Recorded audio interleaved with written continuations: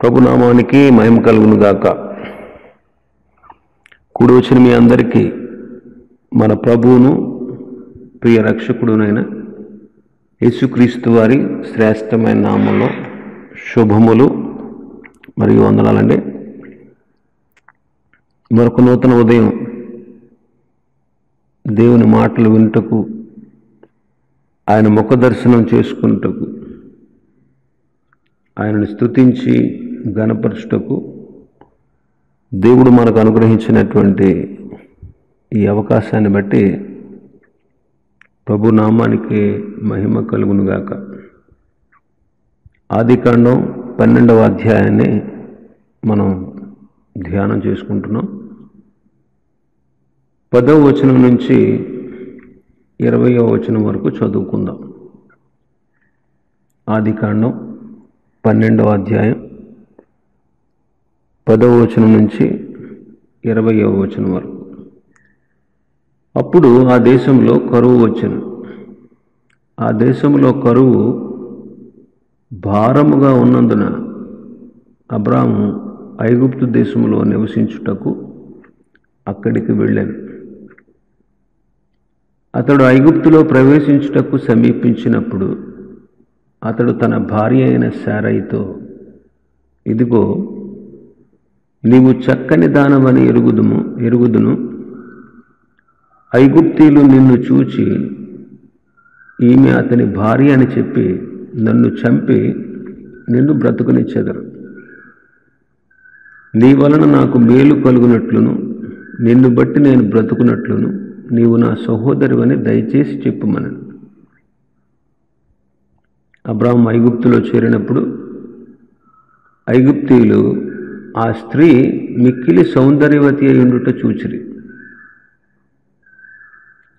ఫరో యొక్క అధిపతులు ఆమెను చూచి ఫరో ఎదుట ఆమెను పొగడిరి గనుక ఆ స్త్రీ ఫరో ఇంటికి తేబడను. అతడు ఆమెను బట్టి అబ్రామునకు మేలు చేసింది. అందువలన అతనికి గొర్రెలు, గొడ్లు, మగగాడిదలు, దాసులు, పనికత్తెలు, ఆడుగాడిదలు, ఒంటెలు ఇయ్యబడెను. అయితే యెహోవా అబ్రాము భార్య అయిన శారయిని బట్టి ఫరోను అతని ఇంటి వారిని మహావేదనల చేత బాధించెను. అప్పుడు ఫరో అబ్రామును పిలిచి, నీవు నాకు చేసినది ఏమిటి? ఈమె నీ భార్య అని నాకెందుకు తెలుపలేదు? ఈమె నా సహోదరి అని ఎలా చెప్పితివి? నేను ఆమెను నా భార్యగా చేసుకుందునేమో. అయితేనేమి, ఇదిగో నీ భార్య, ఈమెను తీసుకుని పొమ్మని చెప్పాను. మరియు ఫరో అతని విషయమై తన జనులకు ఆజ్ఞాపించినందున వారు అతనిని, అతని భార్యను, అతనికి కలిగిన సమస్తమును పంపివేశాను. దేవుడి వాక్యాన్ని మనకు అర్థం చేయించును గాక. అబ్రహాము కనాను దేశాన్ని విడిచి ఐగుప్తుకు వెళ్ళుట, ఆ విషయాన్ని ఈ వచనాల్లో మనం చదువుకున్నాం. దేశంలో కరువు వచ్చింది. దేశంలో కరువు. ఆ కరువు చాలా భారమైన కరువు. కరువు చాలా భారంగా ఉందంట. యాక్చువల్గా పరిశుద్ధ గ్రంథంలో 13 కరువులు మనకు కనిపిస్తాయి. ఆదికాండంలోనే 3 కరువులు ఉన్నాయి. ఆదికాండంలో అబ్రహాము కాలంలో, రెండవది ఇస్సాకు కాలంలో, మూడవది యోసేపు కాలంలో కరువులు వచ్చాయి.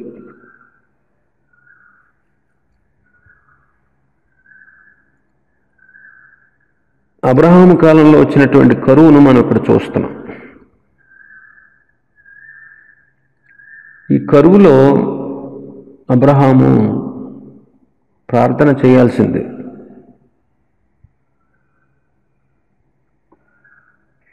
అసలు యాక్చువల్గా కరువుకి కారణం ఏంటంటారు?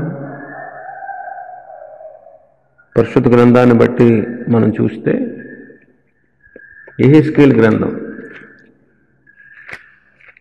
14వ అధ్యాయం 12-13 వచనాలు.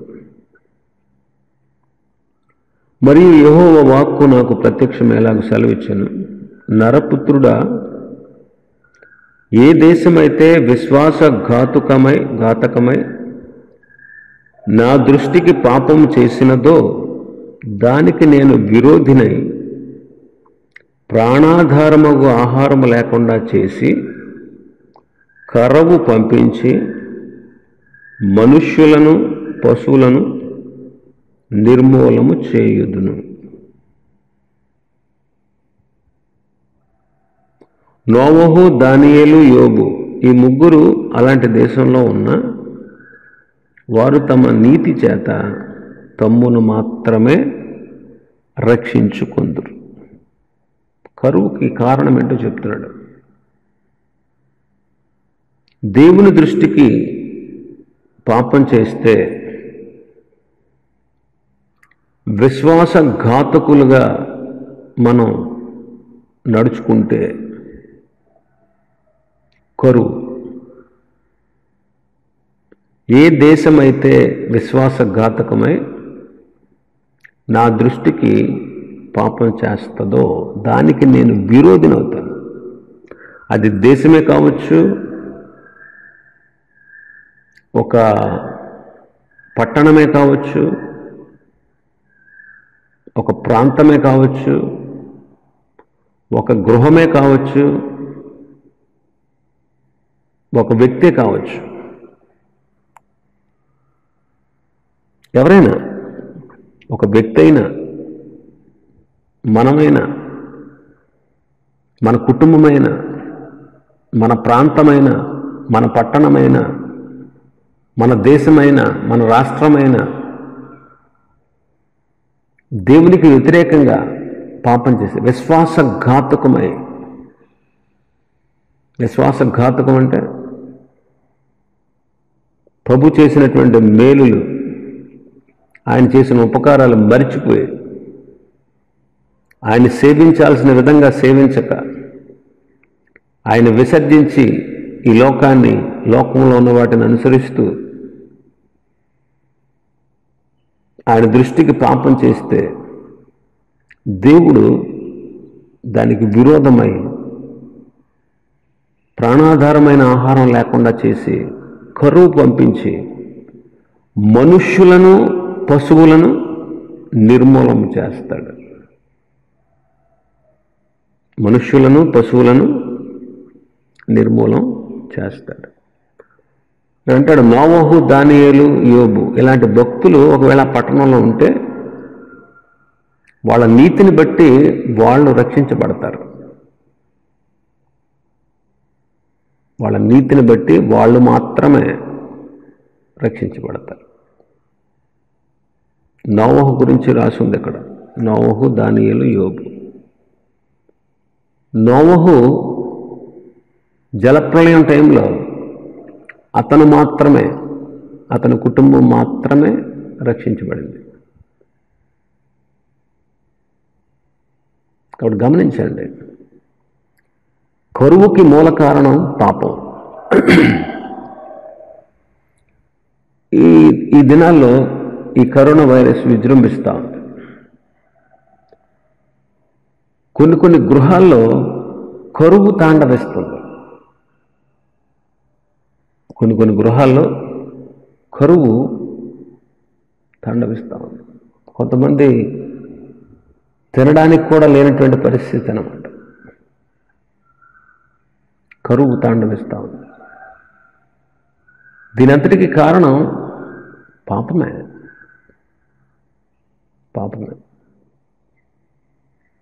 కాబట్టి కరువుకి మూల కారణం పాపము. సమూయేలు 2వ గ్రంథం 22వ అధ్యాయం 21వ అధ్యాయం మొదటి వచనాన్ని మనం చూస్తే, దావీదు కాలంలో 3 సంవత్సరాలు విడవకుండా కరువు వచ్చిందంట. దావీదు దేవునికి మనవి చేశాడు. అందుకు దేవుడు సెలవిచ్చింది ఏంటంటే, సౌలు గిబియోనీయులను హతం చేశాడు కాబట్టి అతన్ని బట్టి నరహంతకులైనటువంటి అతని ఇంటి వారిని బట్టి శిక్షగా ఈ కరువు వచ్చింది అంటాడు. సౌలు రాజుగా ఉన్న కాలంలో గిబియోనీయుల్ని చాలామందిని హతము చేశాడు. గిబియోనీయులు పరదేశులు. యెహోషువ టైంలో గిబియోనీయులు మారు వేషాలు వేసుకుని, మేము చాలా దూరదేశాన్ని నుంచి వచ్చాం, ఇదిగో మా చెప్పులు నడిచి నడిచి నడిచి నడిచి అరిగిపోయాయి, మా బట్టలు చాలా కాలం మేము వేసుకుని చాలా దూర ప్రయాణం చేసి వచ్చాం కాబట్టి బట్టలు మాసిపోయి చిరిగిపోయి, మేము తెచ్చుకున్నటువంటి రొట్టెలు ఫ్రెష్ అయ్యి అప్పుడు, కానీ మేము దూర ప్రయాణం వచ్చిన వలన ఎండిపోయినాయి అని అలాంటి వాటిని చూపించి వాళ్ళు మీతో సమాధాన పడడానికి మేము వచ్చాం, మీతో యుద్ధం చేయలేం, మాకు శక్తి చాలదు, మీరు మమ్మల్ని చంపకండి, మేము మీకు సేవ చేస్తాం, మేము మీకు దాసులమవుతాం అని చెప్పి యెహోషువతో పెద్దలతో వాళ్ళు ప్రమాణం చేయించుకున్నారు. వీళ్ళు కూడా ఆలోచించకుండా, అయ్యో చాలా దూరం నుంచి వచ్చినట్టున్నారు, వీళ్ళని చంపకుండా వదిలేద్దాంలే అని చెప్పి దేవుని సెలవు లేకుండా ప్రమాణం చేసేసారు. తీరా ప్రమాణం చేసిన తర్వాత తెలిసింది ఏంటంటే, వీళ్ళు దూరదేశస్తులు కాదు, మన ప్రక్కన ఉన్నటువంటి పట్టణస్తులే అనే విషయం తెలిసింది. అయితే ఏం చేయాలి మరి? దేవుని నామం పేరట వీళ్ళు ప్రమాణం చేశారు, మమ్మల్ని చంపమని. వీళ్ళేమో మోసం చేశారు యెహోషువను ఇశ్రాయేలీయులు. కాబట్టి వాళ్ళు ఏమనుకున్నారంటే, సర్లే వీళ్ళని చంపమని ప్రమాణం చేశాను దేవుని నామాన్ని బట్టి కాబట్టి వీళ్ళని చంపొద్దు, అయితే వీళ్ళందరూ మనకి కట్టెలు కుట్టేవాళ్ళుగా, నీళ్లు మూసేవాళ్ళుగా, పనివాళ్ళుగా మనతో ఉంచుకుని వీళ్ళ పని చేయించుకుందాం అని చెప్పి వాళ్ళని ఆ పనివారుగా నిర్ణయించుకున్నారు. అలాంటి పరదేశులు వీళ్ళు గిబియోనీయులు. వాళ్ళ జీవితకాలం అంతా వాళ్ళ బిడ్డలు ఇశ్రాయేలుకి పరిచర్య చేసిన వాళ్ళు, నమ్మకంగా ఉన్నటువంటి వాళ్ళు. అలాంటి వాళ్ళని సౌలు ఇశ్రాయేలీయుల్ని గనపరచాలని, ఇశ్రాయేలీయుల దృష్టికి మంచోడు అనిపించుకోవాలని గిబియోనీయుల్ని హతం చేశాడు. అందుకే దేవుని కోపం వచ్చి ఆ కారణాన్ని బట్టి దావీదు రాజుగా ఉన్న కాలంలో 3 సంవత్సరాల కరువు పెట్టాడు. ఎందుకు ఇంత ఘోరమైన క్షామం? దేవుని బిడ్డల నివసించేటువంటి ఆ పట్టణంలో కరువు ఏంటి, ఆ దేశంలో కరువు ఏంటి అని దావీదు ప్రార్థన చేశాడు. అప్పుడు ఇది రీజన్, ఇది కాజ్ అని ప్రభు తెలియపరిచారు. కాబట్టి హంతకులైనటువంటి అతని ఇంటి వారిని బట్టి శిక్షగా ఈ కరువు వచ్చింది అంటాడు. అందుకే వాళ్ళని పిలిచి అడుగుతాడు,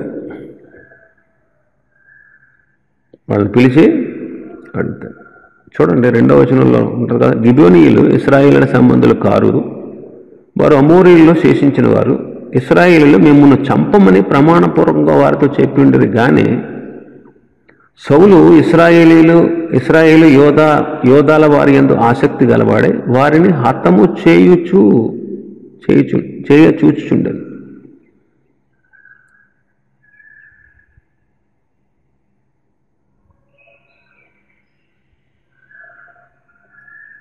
కాబట్టి గిబియోనీయులు పిలిచి అడుగుతాడు, బాబు ఏం చేయమంటారు?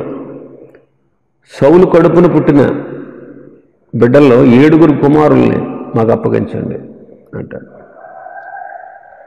7 కుమారుల్ని అప్పగించండి అని. కాబట్టి సౌలుకు పుట్టినటువంటి బిడ్డల్లో సౌలు కుమార్తె కన్నా 2 కుమారులని,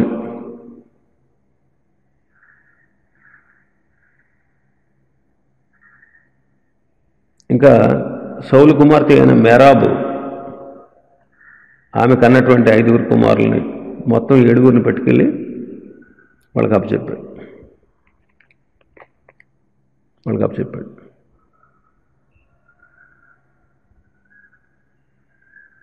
కాబట్టి ఈ 7 వాళ్ళకి అప్పగించారు.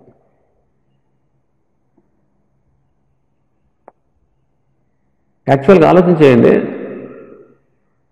మీకాలకి దావీదు ద్వారా పిల్లలు కలగలేదు. మీకాలు దావీదుకి పిల్లలు ఎందుకు కనలేదు? ఇది ఒక రీజన్. ఒకవేళ కని ఉంటే దావీదు కూడా తన కొడుకుల్లో ఒక్కడన్నా ఇవ్వాల్సి వచ్చింది. దేవుని ప్రణాళిక ఎంత అద్భుతంగా ఉంటుందో ఆలోచించేయండి. అందుకే మీకాలు దావీదుకి పిల్లలు కనలేదు. అదనమాట. అయితే వేరే విషయంలోకి వెళ్ళిపోతున్నాం. అసలు మన దాంట్లోకి వద్దాం. అయితే కరువుకి మూల కారణం ఏంటి? మనం చేసిన పాపమే. నేటి దినాల్లో మీ ఇంట్లో కూడా కరువు తాండవిస్తూ ఉంటే మీ కుటుంబంలో కూడా పాపం ఉంది. ఇబ్బందులు తాండవిస్తున్నాయంటే మీ ఇంట్లో పాపం ఉంది. భయం మీ కుటుంబంలో తాండవిస్తుందంటే మీ కుటుంబంలో పాపం ఉంది. అయితే ఏం చేయాలి? ప్రభు జాలి గలవాడు, ప్రేమ గలవాడు, క్షమిస్తాడు, కరుణిస్తాడు.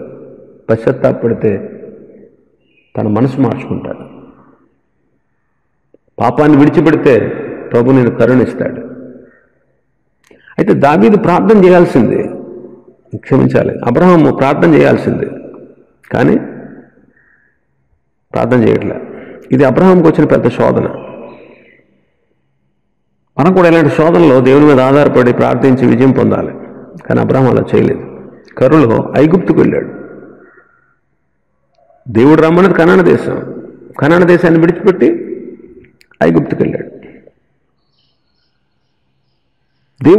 మన దేవుడు కరువులో పోషించేవాడు. ఏలియాని కాకుల చేత పోషించాడు, విధవరాల చేత పోషించాడు. ఇశ్రాయేలీల్లో ఐగుప్తు దేశాన్ని నుంచి బయలుదేరి వస్తున్నటువంటి 40 లక్షల కాల్బలం, 6 లక్షల కాల్బలం, వాళ్ళ తల్లిదండ్రులు, వాళ్ళ పిల్లలు అందరూ కలిపి 20 లక్షల పైనే 40 సంవత్సరాల అరణ్యంలో వాళ్ళని ప్రభు మన్నాతో పోషించాడు. అలాంటి గొప్ప దేవుడు మన దేవుడు. 7 సంవత్సరాలు ఐగుప్తు దేశంలో యోసేపు ఉండగా వచ్చినటువంటి కరువులో యాకోబు కుటుంబీకుల్ని అద్భుతంగా యోసేపు ద్వారా పోషించినటువంటి దేవుడు మన దేవుడు. అబ్రహాం కుటుంబాన్ని కూడా పోషించగలడు. కానీ అబ్రహాం అధైర్యపడి ఐగుప్తుకు వెళ్తున్నాడు. మన దేవుడు మనల్ని పోషించగల సమర్థుడండి. కీర్తన గ్రంథం 33వ అధ్యాయం 18వ వచనం, వారి ప్రాణమును మరణము నుండి తప్పించుటకును కరువులో వారిని సజీవులుగా కాపాడుటకును యెహోవా దృష్టి ఆయన యందు భయభక్తులు గల వారి మీదను ఆయన కృప కొరకు కనిపెట్టుకుని వారి మీదను నిలుచుచున్నది. ఇది ఎంత ఆదరణకరమైన మాట. మన ప్రాణాన్ని మరణం నుంచి తప్పిస్తాడు. నువ్వు చచ్చిపోతావనే భయం ఎందుకు? మంచిదే, ఆ భయం రావడం కూడా మంచిదే. ఎందుకంటే నువ్వు భక్తి చేస్తున్నావు. ఆ భయం వచ్చింది కాబట్టి నువ్వు లొంగిలో, ఆ భయం వచ్చింది కాబట్టి మోకరెత్తున్నావు, ఆ భయం వచ్చింది కాబట్టి దేవునికి దగ్గర అవుతున్నావు. మంచిదే, ఆ భయం రావడం కూడా మంచిదే. ఆ భయాన్ని పెట్టాడు దేవుడు కావాలని. నీ కుటుంబంలో నీకు, నాకు, అందరికీ ఆ భయాన్ని పెట్టాడు. ఆ భయం లేకపోతే మనం లొంగం. నీ ప్రాణాన్ని తప్పించడానికి కరువులో వారిని సజీవులుగా కాపాడడానికి యెహోవా దృష్టి ఆయన యందు భయభక్తులు గల వారి మీదను ఆయన కృప కొరకు కనిపెట్టు వారి మీదను నిలుచుచున్నదే, నిలుస్తూ ఉంది. కాబట్టి కరువులో కాపాడే దేవుడు మన దేవుడు. ఎవరికి? ఆయన యందు భయభక్తులు గలవారి మీద, ఆయన కృప కొరకు కనిపెట్టుకునే వారి మీద ఉన్నదే నిలుస్తూ ఉంది దేవుని దృష్టి. ఎందుకంటే అలాంటి వాళ్ళనే, కృప కొరకు కనిపెట్టే వాళ్ళని, భయభక్తులు గలవారి మీద ఆయన కనుదృష్టి ఉంచి అలాంటి వారికి మరణానికి తప్పించి సజీవులుగా కరువులో పోషిస్తాడు, కాపాడుతాడు. ఇంకా చాలా వాక్యాలు ఉన్నాయి దీనికి అనుబంధంగా. 37వ కీర్తన 17 నుంచి 19 వరకు చదువుకోండి. యెషయా గ్రంథం 58:11 కూడా చదవండి. చదువుతాం 58:11. యెషయా గ్రంథం. యెహోవా నిత్యము నడిపించు, క్షామ కాలమున ఆయన నిన్ను తృప్తిపరిచి నీ ఎముకలను బలపరచు. నీవు నీరు కట్టిన తోట వలెను ఎప్పుడూ ఉబ్బుకుచుండు నీటి బోట వలె ఉండేదవు. క్షామకాలమున ఆయన నిన్ను తృప్తిపరుస్తాడు, నీ ఎముకలను బలపరుస్తాడు. ఎముకలకు బలం అంటే ఆరోగ్యం. నీరు కట్టిన తోటలా ఉంటావు, ఎప్పుడు ఉబ్బుకుచుండే నీటి ఓటలాగా ఉంటావు. కాబట్టి దేవుడు మనల్ని ఆ రీతిగా కాపాడేవాడు. కానీ అబ్రహాం దేవుని మీద ఆధారపడలేదు, ఐగుప్తు వైపు చూశాడు. మనం కూడా ఐగుప్తు వైపు చూడడం మనకు అపాయం. దేవుని పిల్లలకి కొన్నిసార్లు ఆర్థిక పరిస్థితులు, క్లిష్ట పరిస్థితులు సంభవిస్తాయి. అయితే వాళ్ళు ఏం చేయాలి? ప్రార్థన చేయాలి. 23వ కీర్తనకారుడు అన్నట్టు దావీదు, యెహోవా నా కాపరి, నాకు లేమి కలగదు. 50వ కీర్తన 15వ వచనం అంటాడు. 50వ కీర్తన 15వ వచనం చదువుదాం. ఆపత్కాలంలో నీవు నన్ను గూర్చి మొరపెట్టు, నేను నిన్ను విడిపిస్తాను. నీవు నన్ను మహింపరుస్తావు అంటున్నాడు. ఆపత్కాలం వచ్చినప్పుడు మొరపెట్టాలి, ఆయన విడిపిస్తాడు. అప్పుడు మనం ఆయన్ని మహిమపరుస్తాం. కాబట్టి క్లిష్ట పరిస్థితుల్లో మనం ప్రార్థించినప్పుడు, దేవుని మీద ఆధారపడినప్పుడు దేవుడు మనల్ని కాపాడుతాడు, సంరక్షిస్తాడు. కానీ అలాంటి పరిస్థితుల్లో మనం చేయాల్సింది ఏంటంటే ప్రార్థన చేయాలి. లోకం వైపు చూడకూడదు.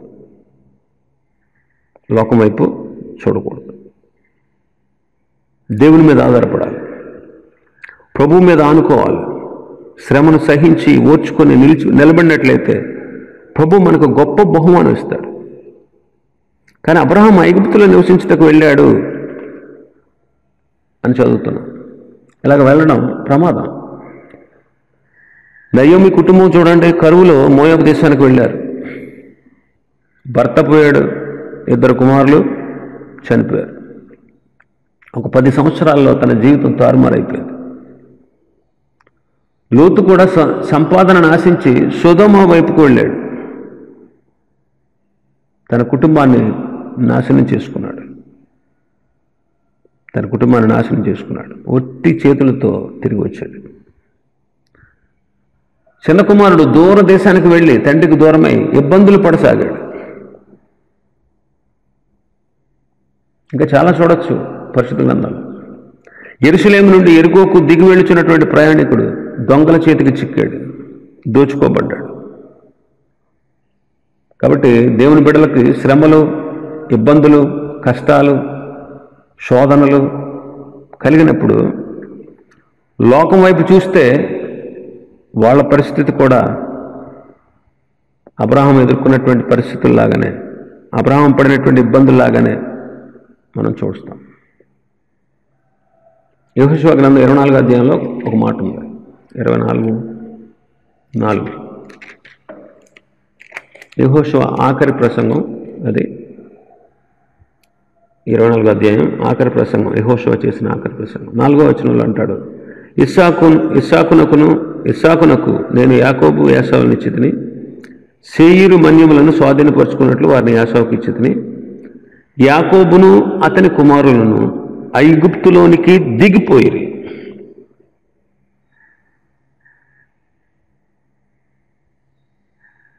యాకోబు అతని కుమారులు ఎక్కడ దిగిపోయారంట?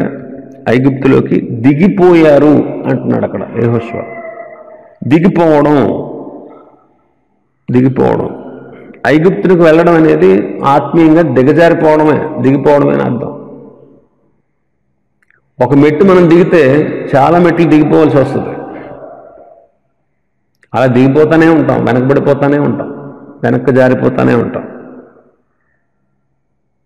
గృహదేవతలను దొంగిలించింది రాహేలు వస్తూ వస్తూ తన తండ్రి గృహదేవతలు.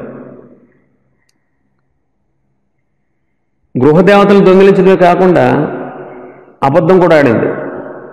నేను కడగా ఉన్నాను, నీ ముందు లేవలేను, ఏమనుకోవద్దు అంటది తండ్రితో.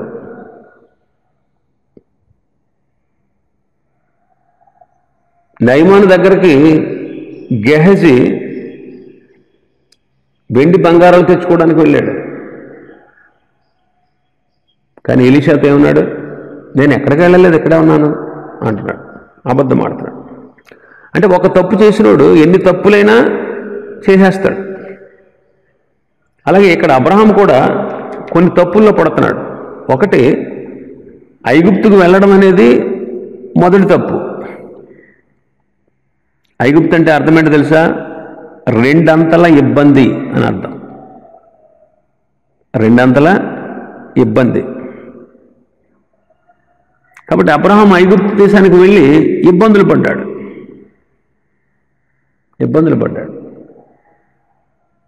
ఐగుప్తు దేశానికి సమీపించినప్పుడు అతనికి ఒక భయం పట్టుకుంది. ఏంటో భయం? ఈ ఐగుప్తీయులు నన్ను చంపేస్తారని అనే భయం పట్టుకుంది. కాబట్టి ఇబ్బందులు, ఐగుప్తుకు వెళ్ళినందువల్ల చాలా ఇబ్బందులు పడ్డాడు. శారా యొక్క అందాన్ని ఐగుప్తు అధికారులు ఫరో ఎదుట పొగిడారంట. ఫరో ఆమెను తన ఇంటికి తీసుకొచ్చేసాడు. పెళ్లి చేసుకుందాం అనేటువంటి ఆలోచనలో ఉన్నాడు. ఆలోచన చేయండి, ఎంత ఇబ్బందో, ఎన్ని ఇబ్బందులు. అవన్నీ వరుసగా చూద్దాం ఒకసారి. తప్పిపోయిన కుమారుడు కూడా తండ్రికి దూరం అయిపోయి ఇబ్బందులు పడుతూ వచ్చాడు. గమనించండి, లోకం వైపు చూసేవాడు, మళ్ళీ తిరిగి వెనక్కి వెళ్ళిపోవాలని ఆలోచనతో వెనుకంజ వేసేవాడు ఎన్నో ఇబ్బందులకు గురవుతాడు.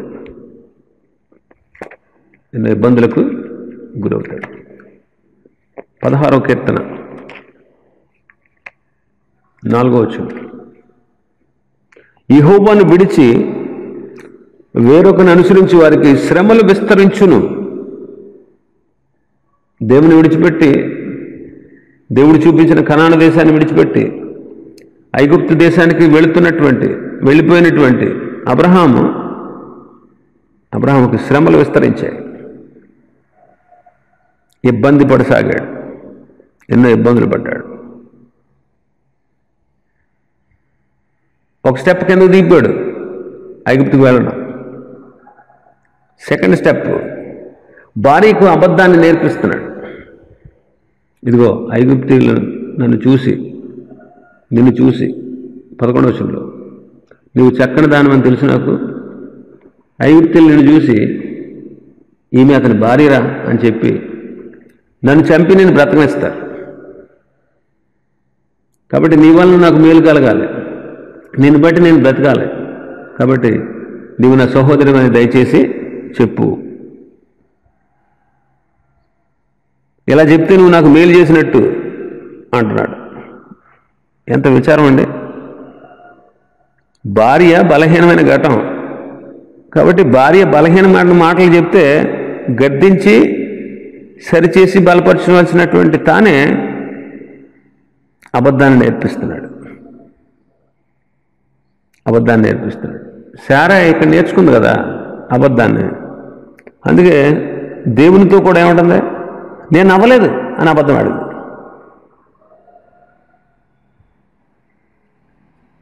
దేవునితో కూడా 22వ అధ్యాయంలో నేను నవ్వలేదు అని అబద్ధం ఆడుతుంది. ఇస్సాకు కూడా అబీమెలెకు ఎదుట అబద్ధం ఆడాడు. యాకోబు తండ్రితో 5 సార్లు అబద్ధం ఆడాడు. చూడండి, వంశపారంపర్యంగా వచ్చేసింది అందరికి. తల్లిదండ్రుల లక్షణాలు బిడ్డలకు వస్తాయి కదా.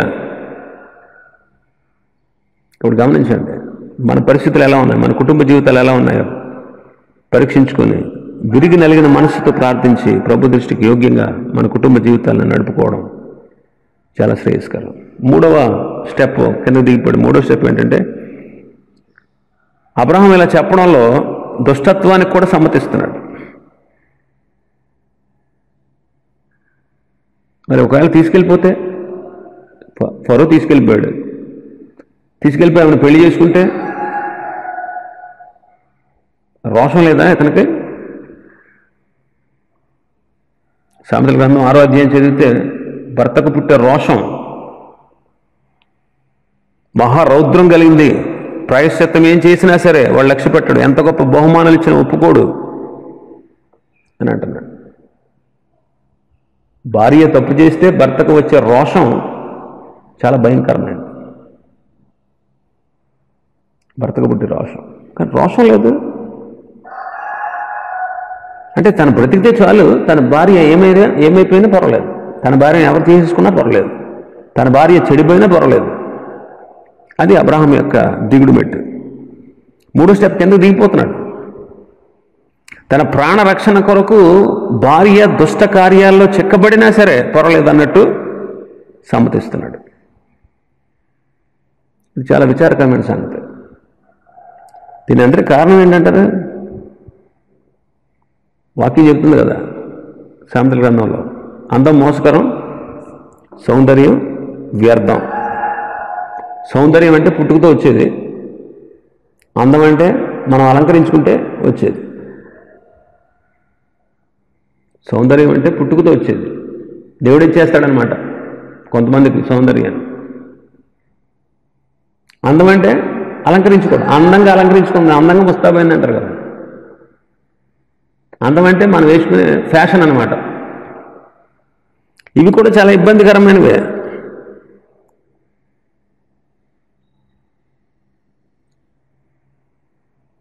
కాబట్టి గమనించండి, మన అందచందాలు కూడా ఇతరులకి దుష్టబుద్ధిని కలిగించేటట్లుగా ఉండకూడదు. మన అందచందాలు ఎదుటి వాళ్ళ మనసుల్లో దుష్టాభిప్రాయాలు పుట్టేటట్టుగా ఉండకూడదు. అందుకే ఐగుప్తీయుల అధిపతులు, చూడండి 15 వచనం, ఫరో యొక్క అధిపతులు ఆమెను చూచి ఫరో ఎదుట ఆమెను పొగడిరి.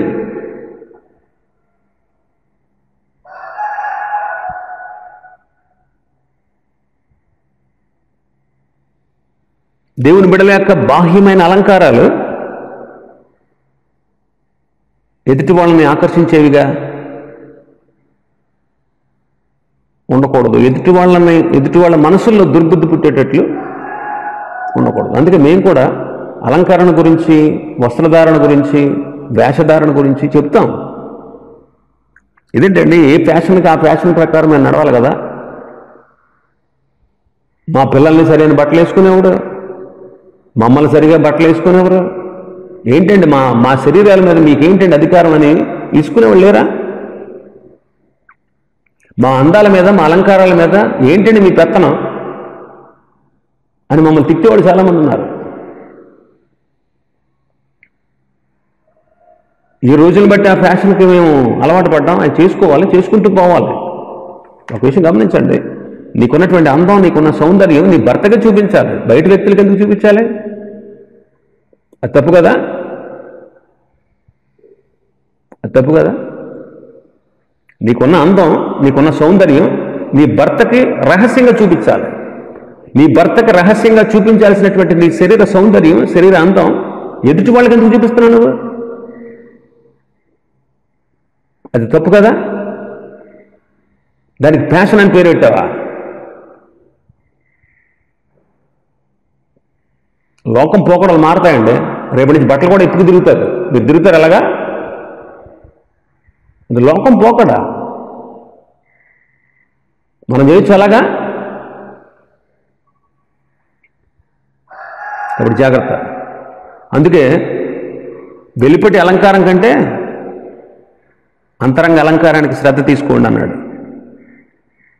అంతరంగ పురుషుని మీరు వెలుపటి అలంకారం కంటే జడలు అనుకోవడం, బంగారు నగలు పెట్టుకోవడం, వస్త్రాలు ధరించుకోవడం, వీటికంటే సాధువైన మృదువైన అక్షయ అలంకారాన్ని మీ అంతరంగ స్వభావానికి అలంకరించుకోండి అంటాడు పౌలు గారు తిమోతి పత్రికలో. తిమోతి మొదటి పత్రిక 2వ అధ్యాయం 9వ వచనంలో. కాబట్టి 3వ దిగుడు మెట్టు అబ్రహాములో మనం చూస్తున్నాం. దుష్టత్వానికి కూడా సమ్మతిస్తున్నాడు. పోతే పోయింది, నా భార్యని ఎవడ తీసుకుని పర్లా, నేను బతికితే చాలు, నా భార్య చెరబడినా పర్లా. ఇది కదా అబ్రహాం యొక్క ఉద్దేశం. 4వ విషయం 15వ వచనం. ఫరో యొక్క అధిపతులు ఆమెను పురోహితుడు ఆమెను పొగిడిరు కనుక ఆ స్త్రీ ఫరో ఇంటికి తేబడిను. అతడు ఆమెను బట్టి అబ్రహాంకు మేలు చేసిన అందువలన అతనికి గొర్రెలు, గుడ్లు, మగగాడిదలు, దాసులు, పనికత్తెలు, ఆడగాడిదలు, ఒంటెలు ఇవ్వబడ్డాయి. ఉండరాని ప్రదేశాల్లో ఉంటే దేవుని పిల్లలు కూడా ఇలాంటి శోధనలు కలుగుతాయి. సంసోను ఉండరాని స్థలంలో ఉన్నాడు, కళ్ళు పోగొట్టుకున్నాడు. ఆ దెలీలాతో స్నేహం చేసి ఆ దెలీలాతో పాటే ఉండి ఇక దైవ కార్యాన్ని, దేవుడు తనని అభిషేకించినటువంటి విషయాన్ని మర్చిపోయి ఆ దెలీలా వలలో పడి కళ్ళు పోగొట్టుకున్నాడు, గుడ్డోడయ్యాడు, బలాన్ని పోగొట్టుకున్నాడు. దావీదు కూడా యుద్ధ రంగంలో ఉండాలి. యుద్ధం చేస్తున్నప్పుడు రాజు యుద్ధంలో ఉండాలి. ఇంటి దగ్గర ఉండి పడుకుని లేచి మిద్ది మీద అటు తిరుగుతూ, మేడ మీద అటు తిరుగుతూ స్నానం చేసే స్త్రీని చూసి పాపం చేశాడు, ఘోర పాపంలో పడ్డాడు. నిన్వేకి వెళ్లాల్సినటువంటి యోన తర్షీషు పట్టణానికి వెళ్ళిపోతున్నాడు. పెద్ద తుఫానుకు గురై సముద్రంలో పడవేయబడ్డాడు. ఆలోచన చేయండి. ప్రభు చెప్పిన స్థలాన్ని విడిచిపెట్టి వేరొక స్థలానికి వెళ్ళడం అబ్రహాంకి కీడుకే కారణం. భయంకరమైనటువంటి శోధనకు వెళ్ళి గురి కావాల్సి వచ్చింది. ఇంట్లో ఉండాల్సినటువంటి దేన ఆ దేశపు స్త్రీలను, ఆ దేశపు యవనస్తులను చూడడానికి వెళ్ళిందంట. చెరపబడింది, తన జీవితాన్ని నాశనం చేసుకుంది, తన మానాన్ని పోగొట్టుకుంది.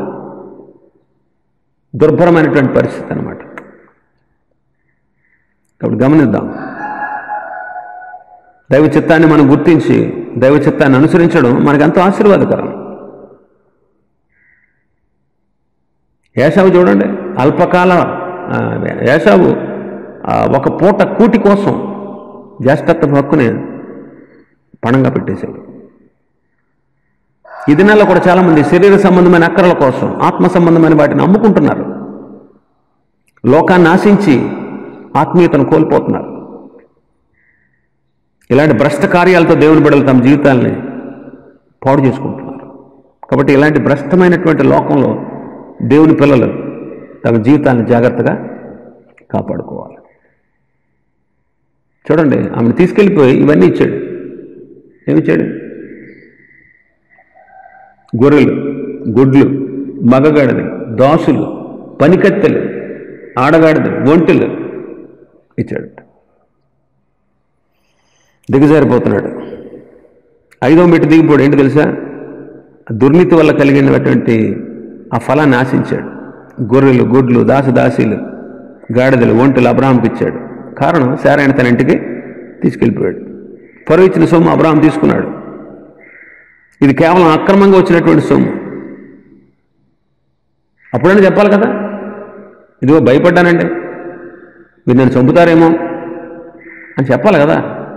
ఆవిడ పంపించేసి తీసుకున్నాడు. బిలాము గురించి రాయబడుతుంది కదా వాక్యం, పేతురు రాసిన 2వ పత్రికలో. దుర్నీతి వలన కలుగు బహుమానాన్ని ప్రేమించాడంట బిలాము. అందుకే ఖడ్గం చేత చంపబడ్డాడు.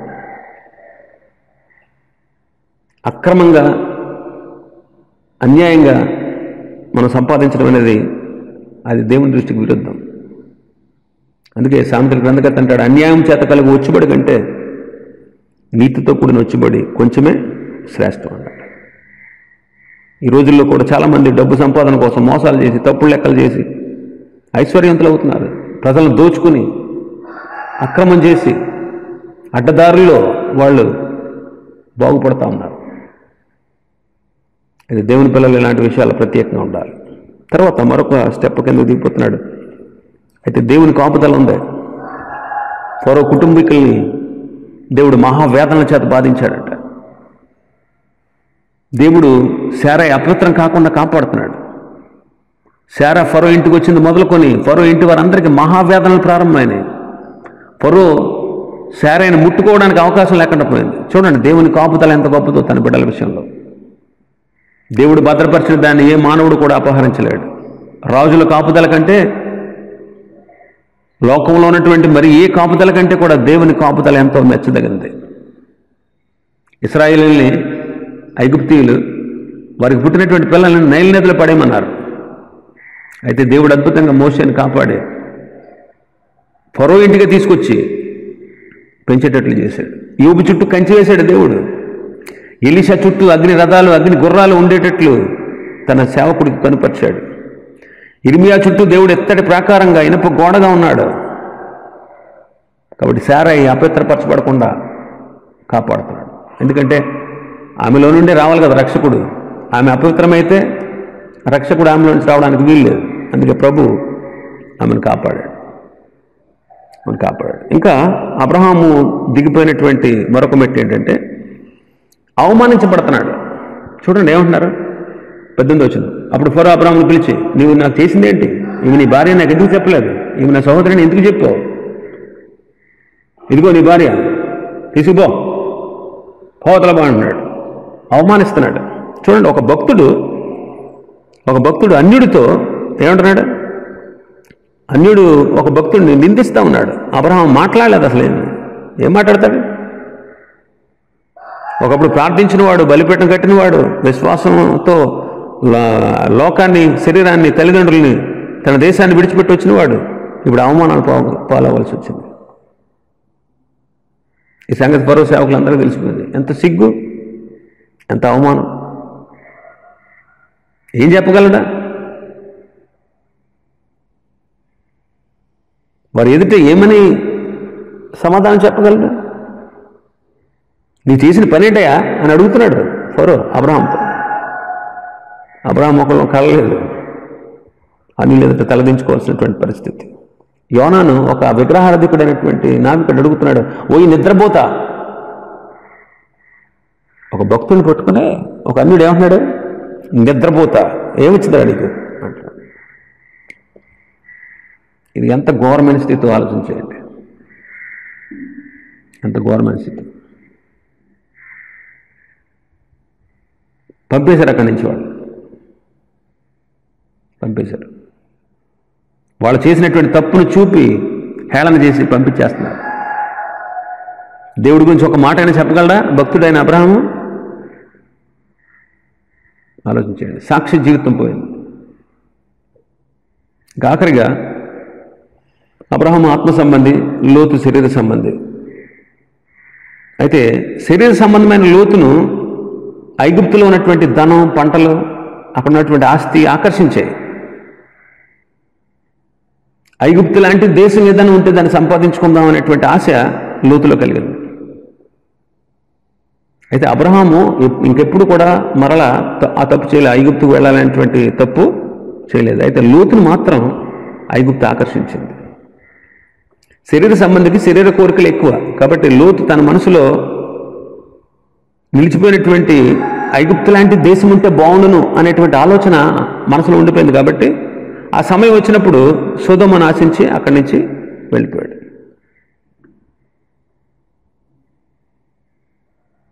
కాబట్టి లోతు పాడైపోవడానికి గల కారణం కూడా అబ్రహామే. భక్తులు కొన్నిసార్లు తప్పిదాలు పడితే వాళ్ళతో పాటు వాళ్ళని అనుసరించే వాళ్ళు ఉంటారే, వాళ్ళు కూడా ఏమవుతారు? పాడైపోయేటువంటి అవకాశం ఉంటుంది. పాడైపోయే అవకాశం ఉంటుంది. ఆలోచించేయండి. ఇన్ని జరిగినా అబ్రహాము బలహీనుడైనా శారయి ఒక్క మాట కూడా ఎదురు చెప్పలేదు. అబ్రహాం చెప్పిన దానికల్లా ఊకొట్టింది. కొన్నిసార్లు భర్తలు కొన్ని విషయాల్లో బలహీనలు అయితే భార్యలు ఆదరించాలి. సాటి అయిన సహాయం అంటే అదే కదా. కానీ అలా జరగలేదు. వారించుంటే ఎందుకు చెప్పాలి ఇలాగా? ఎందుకండి ఇలా చెప్పడం, అబద్ధం ఆడడం ఎందుకని? ఒక మాట అనుంటే అబ్రహాం మనసు మార్చుకుందరేమో, ధైర్యం తెచ్చుకుని అక్కడ ఉందిరేమో. ఇంకా వాళ్ళు కలిగిన నష్టం ఏంటో తెలుసా? హాగరం తెచ్చుకున్నారు కూడా. దాసీలను ఇచ్చాడు కదా. హాగర్ కూడా అందులోదే, ఐగుప్తి దాసి. ఆమె వల్ల కన్నా సంతానం ఇష్మాయిల్ సంతానం. ఇప్పటికీ గొడవలే ఇశ్రాయేలుకి అరబ్బులకి, అసలు పడదు ఇప్పటికి. జీవితకాల సమస్య తెచ్చిపెట్టుకున్నాడు ఐగుప్తుకి వెళ్ళి. కాబట్టి దేవుని పిల్లలు లోకం వైపు వెళ్ళకూడదు. ఐగుప్తుకు వెళ్ళాలంటే కోరిక ఒక అవిధేయత, రెండవది అబద్ధం ఆడడం, మూడవది శారాయి శోధించబడడం, 4 శారాయి శోధనకి ఇద్దరు సమ్మతించడం, 5 దుర్నీతి వల్ల కలిగే ఫలాన్ని పొందుకోవడం, 6 అవమానించబడడం, సాక్ష్యం పోవడం, 7వది లోతు కూడా సొదొమను ఆకర్షించబడేటట్లు అతని జీవితాన్ని పాడు చేయడం. ఇది ఈ అధ్యాయంలో ఉన్నటువంటి విషయాలు. మరి జాగ్రత్త పడదాం, లోకం వైపు పాపం వైపు వెళ్ళిపోకుండా.